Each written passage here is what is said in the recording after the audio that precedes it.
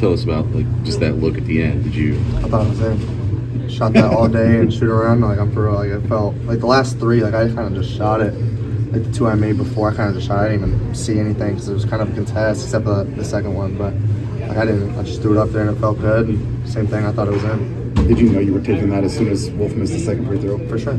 I told Wolf, I said, give us one, just one. And he did, and I was like, uh-oh. So he gives another one. I was like, I'm going to go down and make it. And it's whatever. Missed it. But. Do you get to an end of a game like this, and we're talking about the final play, but how much in your mind are you looking back to the end of the first half, other things that happened throughout a game like this where... Yeah, we can point our fingers at everything and say, oh, well, it's because of this, or that. At the end of the day, we messed up a lot. And starting from me, starting from everybody else, we all kind of just were being lazy here and there and not sticking to our rules, not doing what got us in these places to win those games. And I think when we got away from that, they took advantage of it and got and ones, got kick-out threes, got points off it, which screwed us kind of in the end. Just how frustrating it is to kind of see the game slip away with fouls on rebounds and the points that came off the one-and-ones there. Yeah, no, I think it's kind of crazy, to be honest, that someone can shoot 19 times and for me to shoot 21 times and 0 free throw attempts. I find that kind of amazing to me. But at the end of the day, you got to go out there and play and play through it all and just go out there and do what we have to do. I think there's a 3.5 minute stretch at the end of the first half and another 3 minute stretch in the second half where you guys don't score. Is there common threads between when your offense is struggling a little? I think we honestly did a really good job. I just thought shots weren't falling. I thought a lot of the shots that we got were good shots. And then, like you said, we're hustling on the rebound and can't get a call.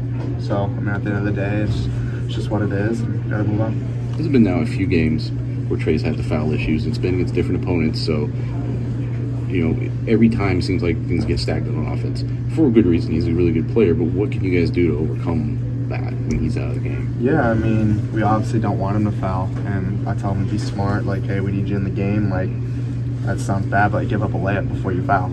Don't do it again to get out where you're sitting out early and you're out for 10, 12 minutes. It just takes out your rhythm. Just kind of like the Ohio State game for me, it took me out my rhythm, I thought. So I think just overall, just for him to be smarter, and at the end of the day, whoever's number gets called, they got to be ready to play. That's why they came here, and things happen, whether that's me getting in foul trouble or Trey getting in foul trouble, or whoever it is. You just got to be ready to play.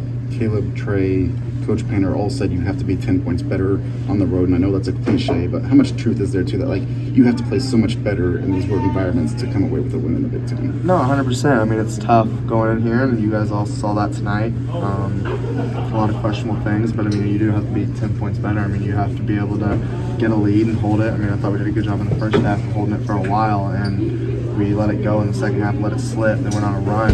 And that's kind of what screwed us, is the crowd got into it, and they got a couple plays here and there, and they got a little boost from that. So, we definitely had to, just stretch out that lead and keep it right there, and we didn't.